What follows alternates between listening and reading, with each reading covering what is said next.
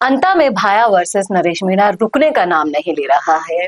पूरा का पूरा आप ये समझ लीजिए कि जो तू करेगा वो मैं तुझसे पहले करूंगा, ये कंपटीशन शुरू हो गया है।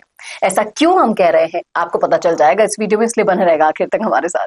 नमस्कार, मैं हूं चेतना शर्मा। आप देखना शुरू कर चुके हैं संवाद भारत का। भारत के लिए इस मुद्दे पर बातचीत करने के लिए मेरे साथ मौजूद है हमारे editor in chief Varun Bhansali जी।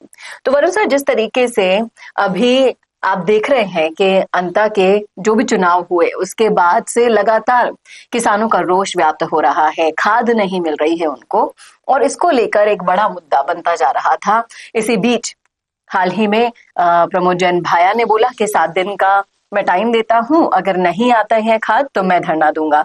इससे पहले नरेश मीणा पहुंच चुके हैं 12 में अनिश्चितकालीन धरना देने के लिए। आपको क्या लगता है कि ये जंग इस तरीके से कैरी ऑन रहेगी और कौन जीतेगा इस जंग में? देखिए, समझने वाली बात यहाँ पर बहुत साफ है कि अंता में अभी तक प्रमोद जैन भाया हर मुद्दे को लेकर सिर्फ और सिर्फ लेटर लिखते थे, लेटरबाजी करते थे और उससे अंता में कुछ भी नहीं होता।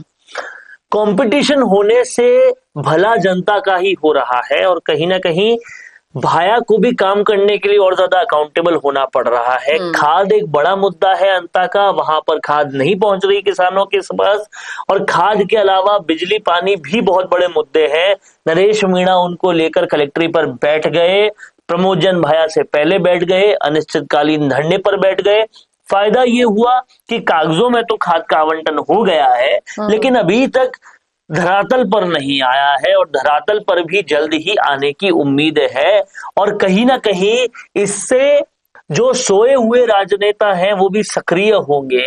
जो कागजों में ही काम करते हैं वो धरातल पर काम करेंगे और फायदा किसानों, गरीबों और आम लोगों का होगा, जो अभी तक बिजली, पानी और खाद जैसी मूलभूत चीजों से भी पूरी तरह से दूर है। ये काम नरेश मीणा का जो है, जो उन्होंने कहा था, वादा किया था जनता को कि वो चाहे कुछ भी हो जाए, छिपा बड़ौद या फिर देवली उनियारा या फिर अंता की जनता के लिए हमेशा मौजूद रहेंगे। हार के बाद भी ये अकाउंटेबिलिटी होना, काम करना कहीं ना कहीं उन लोगों को भी नरेश मीणा के पक्ष में कर देगा जिन्होंने फिलहाल उन्हें वोट नहीं दिया। और यही नरेश मीणा की सबसे बड़ी कमी भी थी कि एक क्षेत्र में काम बहुत ज्यादा नहीं किया और पहुंच गए इलेक्शन लड़ने के लिए। अब वो इन क्षेत्रों में काम करेंगे और जहां पर लोग ज्यादा पक्ष में होंगे वहां पर 2028 में अगर खड़े होते हैं तो उन्हें पूरे वोट भी मिल सकते हैं, बशर्ते वो अपने व्यवहार में पूरी तरह से एक शालीनता रखें और लगातार जनता के लिए काम करते रहे। ये जो बचा हुआ टाइम है 2028 के इलेक्शन में, उसमें इनको तीनों क्षेत्र में लगकर जमकर काम करना चाहिए।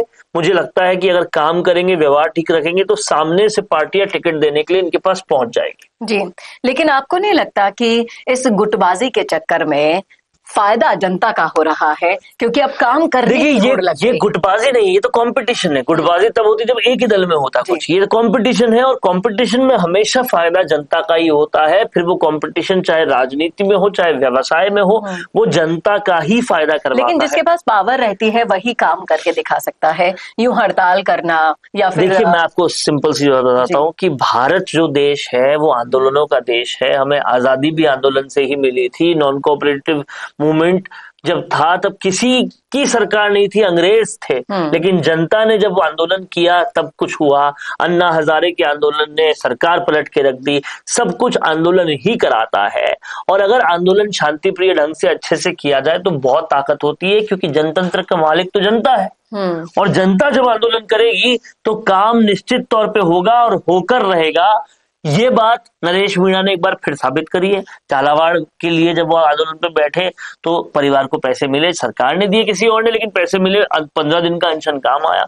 और अब अगर अंता को वक्त रहते खाद मिल जाती है तो नरेश मीणा को जिन्होंने वोट नहीं दिया वो भी उनके पक्ष में चले जाएंगे और प्रमोद जैन भाया को भी पता चलेगा कि केवल लेटर लिखने से नहीं होगा, काम करने से होगा। ये कंपटीशन जनता के लिए तोहफे ही लेके आएगा। लेकिन अभी जब उपचुनाव था हमने कई सारी ऐसी चीजें देखी कि झालावाड़ के अंदर कई गांव आज भी ऐसे हैं जहां शमशान नहीं है। लोगों को कच्चे पक्के कीचड़ के रास्ते में होकर अंतिम यात्राएं निकालनी पड़ रही है, क्योंकि वहां जनता के लिए लड़ने वाला कोई है ही नहीं। अब जब पता चलेगा जनता को कि भाई मुख्य विपक्ष नहीं लड़ रहा तो हम किसी लड़ाके को सामने लाए तो काम होता है।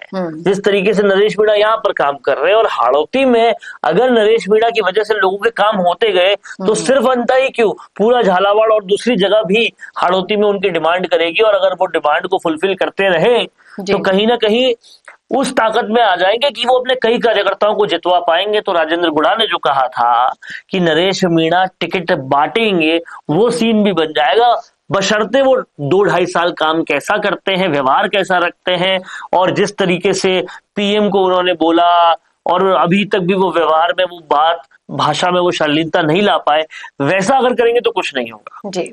अगर काम करने के साथ साथ व्यवहार कुशल रहेंगे तो 2028 में जो राजेंद्र गुढ़ा की भविष्यवाणी थी कि नरेश मीणा टिकट बांटेंगे, वो भी होना पूरी तरह से संभव है।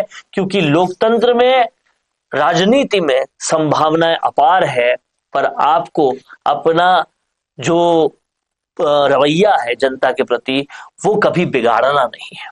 क्या कहते हैं आप इस मुद्दे पर? रखिएगा राय कमेंट बॉक्स में। कैसा लगा वीडियो बताना ना भूलेगा, और ऐसे वीडियोस के लिए देखते रहिए संवाद भारत के लिए। नमस्कार। अगर आप बनना चाहते हैं पॉलिटिशियन, लेकिन पब्लिक स्पीकिंग और अपने विचारों को व्यक्त करना चुनौती लगता है, या कैमरे और पब्लिक के सामने किसी तरह से बोल पाए इसमें मुश्किल होती है, तो मिशी मीडिया सॉल्यूशंस लेकर आया है पॉलिटिकल कंसल्टेंसी कैंपेन, जिसमें वरिष्ठ जर्नलिस्ट और पॉलिटिकल एनालिस्ट की एक्सपीरियंस्ड टीम आपको मदद करेगी, जिससे आपकी आवाज और भी बुलंद हो जाएगी।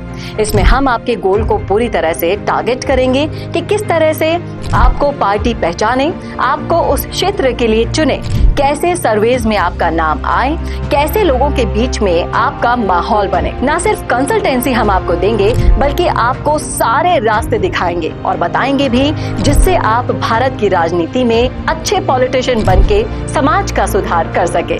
तो अभी कॉन्टैक्ट कीजिए स्क्रीन पर दिए गए नंबर पर।